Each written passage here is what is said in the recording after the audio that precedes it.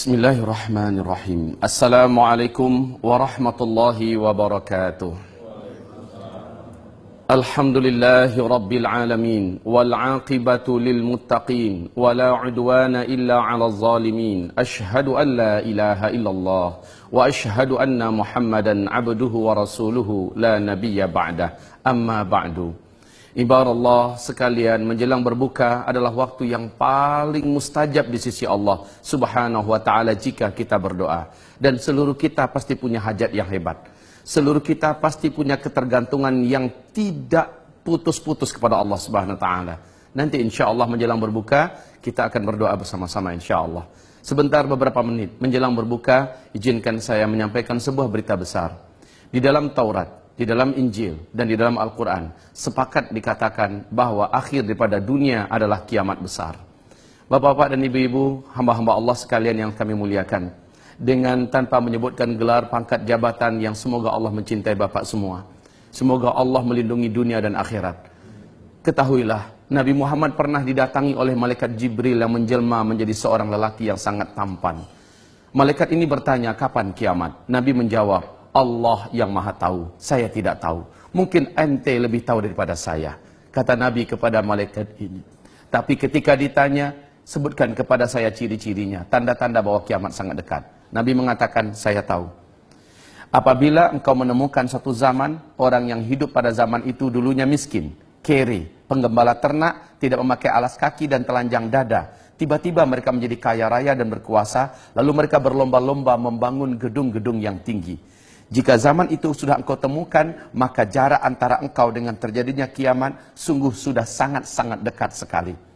Bapak-bapak, hamba-hamba Allah dan ibu-ibu yang kami muliakan, Imam Ahmad bertanya kepada Imam Ahmad, ini dari hadis Imam Ahmad, Abu Hurairah bertanya kepada Rasulullah, ya Rasul, siapakah orang yang engkau maksud? Miskin, penggembala ternak, tidak beralas kaki, bertelanjang dada, tiba-tiba menjadi kaya raya dan berkuasa, lalu berlomba-lomba membangun gedung-gedung yang tinggi. Siapa yang engkau maksud ya Rasulullah? Nabi menjawab, humul Arab, mereka adalah bangsa Arab. Hamba-hamba Allah sekalian, kita perhatikan sekarang. Arab sebelum minyak bumi ditemukan masih disebut dengan Jazirah Arab.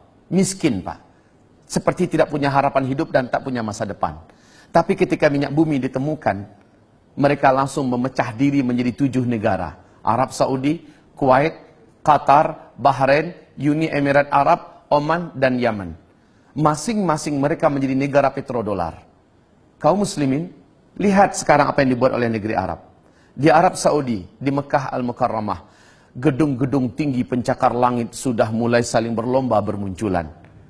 Lihat di Madinah Al-Munawwarah, Masjid Nabawi kayak tenggelam oleh hotel-hotel mewah di sekitar Masjid Nabawi berbintang 5. Silahkan pergi ke Riyadh. Siapa yang tidak kenal semacam kota metropolitan ala Eropa dibangun di masa Salman menjadi gubernur. Sekarang megah mewah. Silahkan datang ke Jeddah. Siapa yang tidak tahu dengan kondisi Jeddah hari ini kaum muslimin. Lihat Kuwait, ibu kota Kuwait. Ya Allah ya Rabbi, silau mata kita menyaksikan pembangunan yang sangat menakjubkan. Datanglah ke Dubai, datanglah ke Abu Dhabi. Lihat ibu-ibu kota yang ada di Arab hari ini. Ada perlombaan yang serius membangun gedung-gedung yang tinggi. Dulu mereka miskin, penggembala ternak. Tiba-tiba mereka menjadi kaya, lalu berlomba-lomba membangun gedung-gedung yang tinggi. Hari ini bapak-bapak yang kami muliakan, gedung tertinggi di dunia adanya di Dubai. Namanya Burj Khalifah. Ketinggiannya 868 meter. Tetapi sekarang di Jeddah masuk tahun ke-6 sedang dibangun gedung tertinggi di dunia yang akan mengalahkan gedung yang ada di Dubai. Namanya Kingdom Tower. Ketinggiannya 1,2 km. Diperkirakan 2018 selesai. Yang membangun adalah orang terkaya nomor 5 di dunia. Pangeran Al-Walid bin Talal yang akan menghabiskan dana diperkirakan 124 triliun. Kaum muslimin, mereka miskin, penggembala ternak, tapi sekarang sudah kaya raya, berlomba-lomba membangun gedung yang tinggi. Nabi bersabda, jika zaman itu engkau temukan, maka jarak antara engkau dengan kiamat sudah sangat dekat. Sudah sangat dekat. Kenapa ulama-ulama dunia sekarang banyak yang menangis, dan mereka menulis, membicarakan dengan serius bahwa kita sudah di akhir zaman. Mari kita lihat pada fakta yang lain. Kaum muslimin, Nabi mengatakan, umat beriman di bumi ini hanya ada 5 fase. Fase pertama adalah fase kenabian, aku yang memimpin mereka. Fase ini berakhir dengan wafatnya Nabi Muhammad. Yang kedua adalah fase di mana para khalifah yang memimpin selama 30 tahun. Dan itu berakhir dengan wafatnya Khalifah Ali bin Abi Thalib. Fase yang ketiga, khalifah-khalifah yang menggunakan sistem kerajaan. Di dalamnya ada 3 dinasti. Dinasti Bani Amawiyyah, dinasti Bani Abbasiyah, dan dinasti Bani Utsmani. Dinasti ini telah berakhir pada tanggal 3 Maret 1924. Runtuhnya khilafah Islamiyah Al-Utsmani di Turki. Akhir fase ketiga. Kita masuk fase keempat, yaitu fase umat Islam tidak dipimpin oleh seorang khalifah pun. Tidak ada kekhalifahan di muka bumi. Inilah fase kita sekarang. Pada fase ini Nabi mengatakan Islam jadi pecundang. Kaum muslimin jadi bulan-bulanan. Mereka banyak tapi tidak berharga, tidak dinilai, dan betul-betul dalam keadaan ketertekanan dan luar biasa. Kondisi manusia yang hidup saat itu, hari demi harinya lebih buruk daripada hari sebelumnya. Dalam urusan ekonomi, dalam urusan politik, dalam urusan pendidikan, dalam urusan moral, dalam urusan keadaan alam. Apa saja keadaan makin ke depan itu makin semakin jelek. Ini pada fase keempat. Fase ini pasti berakhir, kata Nabi. Yaitu dunia akan kembali dipimpin oleh khilafah Islamiyah. Dan CIA, Intelijen Amerika Serikat, di New York Times telah menyatakan dan merilis pernyataan resmi. Menurut angka-angka hitungan mereka, dunia masa depan akan kembali dipimpin oleh khilafah Islamiyah di tahun 2020. Menurut KGB Rusia, masih di New York Times, puncak-puncak khilafah Islamiyah di masa depan itu adalah tahun 2025. Artinya fase kelima sudah sangat dekat. Dan kaum muslimin, kelima fase ini akan ditutup dengan ditutupnya fase khilafah Islamiyah memimpin dunia. Tapi kata Rasul, tidak lama. Fase kelima hanya berjalan maksimal 9 tahun saja. Bukan 900 tahun. Bukan 90 tahun, hanya 9 tahun saja. Fase ini dipaksa, ditutup oleh Allah dengan cara seluruh orang Islam dan orang yang beriman kepada Allah di muka bumi serentak meninggal dunia.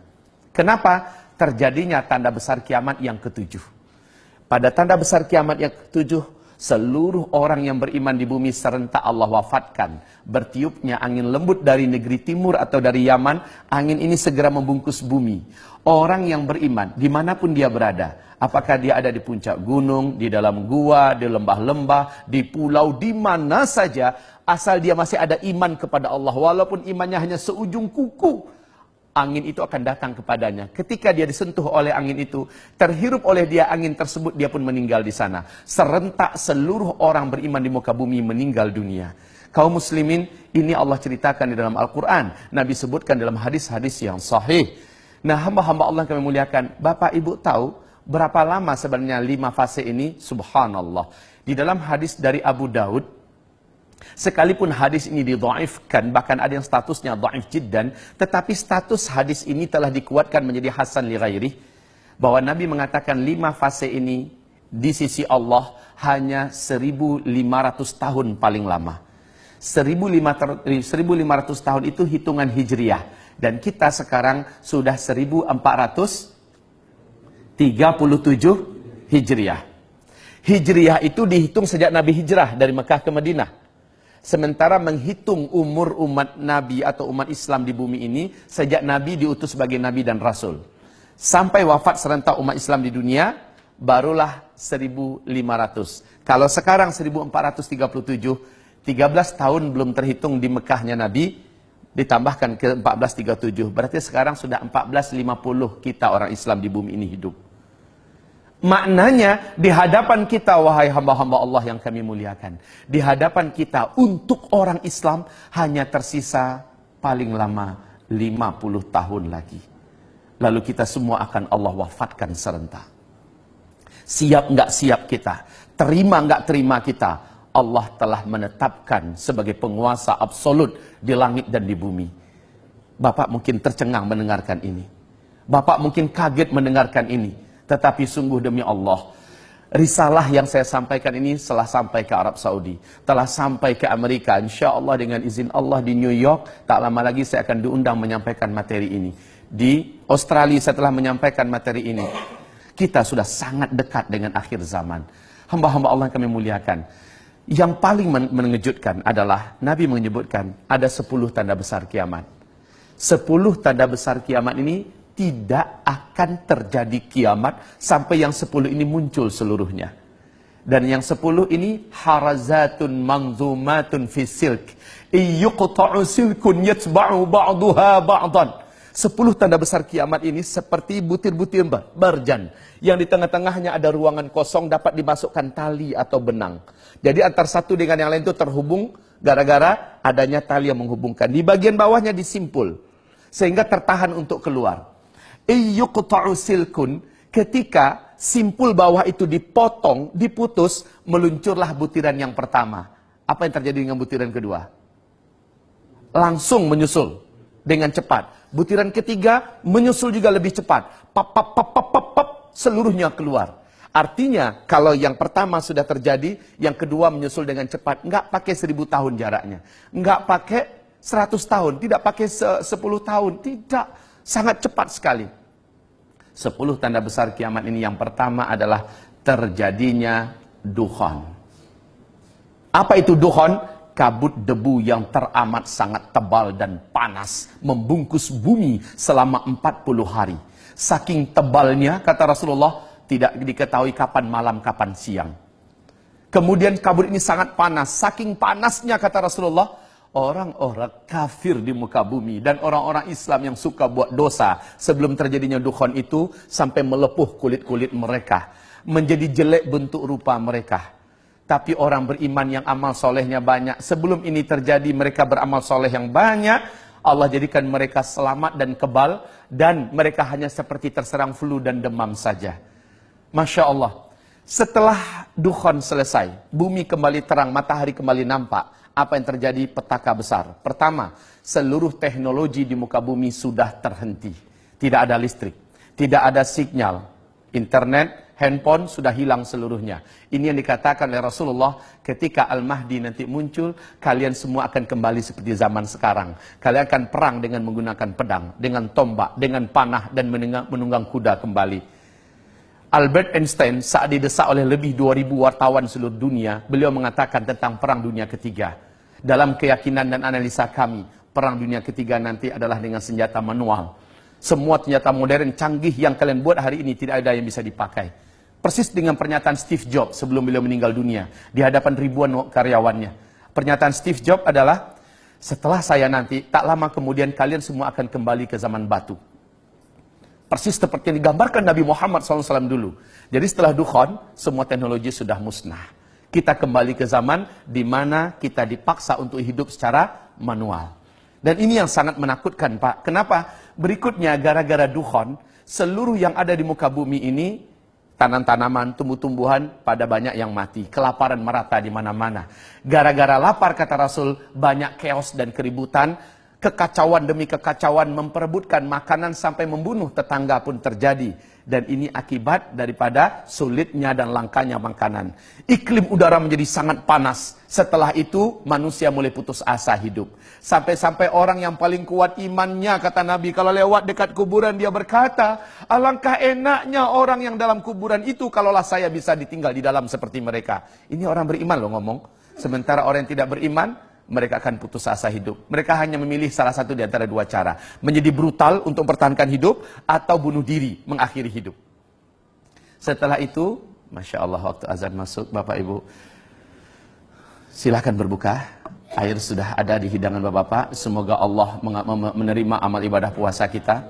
Sambil Bapak berbuka, izinkan saya 5 menit lagi, boleh? Silahkan Bapak berbuka. Semoga Allah terima amal ibadah puasanya. Saya lanjutkan sedikit, Bapak Ibu. Kemudian kata Nabi, setelah itu keluarlah Dajjal. Tidak seorang Nabi pun dan Rasul pun yang ada di muka bumi ini, terima kasih, melainkan memperingatkan umatnya masing-masing tentang Dajjal. Dajjal ini memiliki kemampuan yang menyebabkan seluruh dukun dan dunia sujud kepadanya. Dajjal ini mampu menurunkan hujan dari langit, menghidupkan semua orang yang ada di dalam kuburan, padahal seluruh mereka yang hidup itu adalah dari bangsa jin dan setan yang menjelma dari orang-orang yang dulu pernah hidup. Dajjal ini akan menyebabkan manusia-manusia menguap imannya dan mereka menjadi murtad kepada Allah. Bapak Ibu, Dajjal mengaku sebagai Tuhan. Dan banyak yang percaya. Banyak yang sujud menyembah Dajjal. Dan yang paling banyak menyembah Dajjal, kata Rasulullah, dari umatku nanti adalah kaum wanita. Sementara tanda-tanda Dajjal akan keluar di dalam hadis Sahih Muslim ada dua. Yang pertama, apabila pohon-pohon di kebun kurma Baisan sudah tidak berbuah. Bapak tahu perkembangan sekarang? Pohon-pohon kebun kurma Baisan itu letaknya di Yordania dekat perbatasan dengan Palestina. Sekarang sudah masuk tahun ke-6 tidak berbuah 100%. Sudah tidak berbuah 100%. Bahkan batang-batang pohon ini cenderung mati sekarang, Pak. Yang kedua, dalam hadis Sahih Muslim, apabila Danau Tiberias yang sekarang adalah pusat sumber air utama bangsa Yahudi di Israel, ya, apabila Danau Tiberias menyusut airnya dan berkurang terus. Ketahuilah Bapak-bapak yang kami muliakan, sejak tahun 2003 sampai 2013, Danau Tiberias yang dalamnya dari permukaan sampai dasar itu hanya 45 meter, telah susut 16 meter. Pemerintah Israel sangat-sangat ketakutan hari ini. Sehingga di TV resmi mereka, masih ada di YouTube itu, mereka umumkan ketakutan mereka yang tidak bisa dibuat-buat. Apalagi akhir 2015, Danau Tiberias, bagian dasar yang paling menonjol dari dasar Danau Tiberias itu sudah nampak kayak pulau-pulau kecil, Pak, di atas permukaan danau. Artinya apa? Semakin susut. Dan ini adalah pertanda besar Dajjal akan keluar. Tidak ada satupun manusia di muka bumi yang sanggup mempertahankan imannya jika ia berjumpa dengan Dajjal. Rasulullah bersabda, tidak ada satu kota pun di muka bumi ini melainkan Dajjal akan masuk ke dalamnya. Hanya Mekah dan Madinah yang Dajjal tak mampu masuk. Baik fisiknya ataupun kesaktian kemampuannya tidak bisa menembus Mekah, Madinah. Kita yang ada di Jakarta, kita yang ada di Indonesia, tidak lama lagi akan menyaksikan banyak para ulama yang menangis dan berkata, hadza zamanu khurujid Dajjal. Inilah zaman di mana Dajjal itu akan keluar. Inilah zaman di mana Dajjal itu akan keluar. Ya Allah, kalaulah kita tidak jaga diri kita dan iman kita benar-benar, kalaulah tidak jaga keluarga kita, pasti kita akan termasuk orang yang tidak mampu selamat. Pasti kita termasuk orang yang akan menjadi penyembah Dajjal. Na'udzubillah. Saya sampaikan ini kepada Bapak dan Ibu dengan sangat super cepat, Bapak Ibu yang kami muliakan. Saya sampaikan ini bukan untuk membuat Bapak jadi apatis menghadapi hidup ke depan, tidak. Saya sampaikan ini malah buat semangat hidup. Seperti sahabat-sahabat Nabi ketika diuraikan tentang akhir zaman, mereka mengatakan ini akan terjadi di zaman kami. Lalu dampak yang terjadi apa? Mereka bersemangat memanfaatkan umur yang ada untuk mencari bagaimana timbangan amal mereka menjadi berat di sisi Allah. Mereka bekerja dengan amanah. Mereka betul-betul maksimal menggunakan waktu mereka menjadi manusia-manusia yang paling terbaik. Bila datang panggilan azan, mereka tidak mau lagi menunda waktu untuk melaksanakan sholat. Sujud di hadapan Allah, menangis lama-lama. Mereka maksimal berjuang. Bapak Ibu, Bapak-Bapak adalah pejuang yang luar biasa. Penyelamat dan pembela negeri. Tetapi Bapak adalah calon-calon mayat. Persis seperti orang-orang terdahulu. Mereka telah berbungkus kain kapan dan telah dilarikan ke dalam tanah, kembali ke asalnya. Lalu apa yang kita punya? Pangkat jabatan kita tidak berguna. Saat itu yang berguna adalah iman yang kita miliki. Amal yang kita sudah buat. Hanya itu. Ini akhir zaman. Tidak pun karena akhir zaman kita juga akan di stop oleh Allah dari kehidupan ini. Dan ini adalah sunnatullah. Wahai hamba Allah, ini Ramadan. Anggaplah ini Ramadan terakhir kita. Boleh jadi kita ke depan sudah ada di alam yang lain, ya kan? Kita tidak tahu rahasia apa yang akan Allah sembunyikan untuk diri kita. Yang pasti masa depan sudah semakin gelap. Tetapi kita masih hidup sekarang. Selagi masih hidup, maksimallah berbuat. Maksimallah berbuat. Jadilah manusia-manusia terbaik yang akhirnya dapat dibanggakan di bumi, dapat dibanggakan di langit, di dunia, bahagia, di akhirat, di dalam surga. Amin, ya Rabbal Alamin. Mari kita berdoa. Kita harapkan doa ini naik ke langit dan Allah turunkan segala kebaikan untuk kita semua. Astaghfirullahalazim, astaghfirullahalazim, astaghfirullahalazim. Alladzi la ilaha illa huwal hayyul qayyum wa atubu ilaih. Allahumma ighfir lil muslimina wal muslimat wal mu'minina wal mu'minat al ahya'i minhum wal amwat birahmatika ya sami'un qaribu mujibu da'awat. Ya Allah, ya Rahman, terimalah amal ibadah puasa kami satu hari ini, ya Allah. Dan jadikanlah berbuka kami ini adalah berbuka yang kau berkahi, ya Allah. Berilah kami kegembiraan dengan menjadi ahli surga karena kami telah mematuhi agamamu, ya Allah. Ampuni dosa-dosa kami di masa lalu yang pernah kami buat dalam keadaan lupa, dalam keadaan sadar atau tidak sengaja. kami adalah manusia, bukan malaikat ya Allah, dan kami punya nafsu serta digoda syaitan. Pasti banyak dosa maksiat yang sudah kami buat. Ampuni dosa-dosa kami ya Allah. Bila ternyata kami adalah manusia-manusia yang hidup di akhir zaman dan kami akan menghadapi huru-hara dan petaka yang besar, sungguh iman kami sangat tipis dan amal kami masih sangat-sangat sedikit. Ya Allah, janganlah Engkau biarkan kami, janganlah Engkau jadikan kami termasuk yang hanyut dalam fitnah akhir zaman.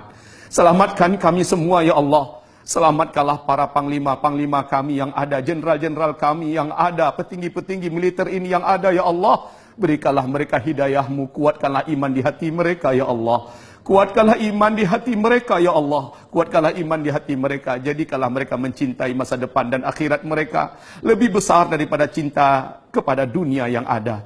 Ya Allah, jadikanlah mereka semuanya mencintai Islam dan kaum muslimin melebihi segala-galanya. Jadikanlah mereka sebagai calon-calon penghuni surga-Mu kelak ya Allah.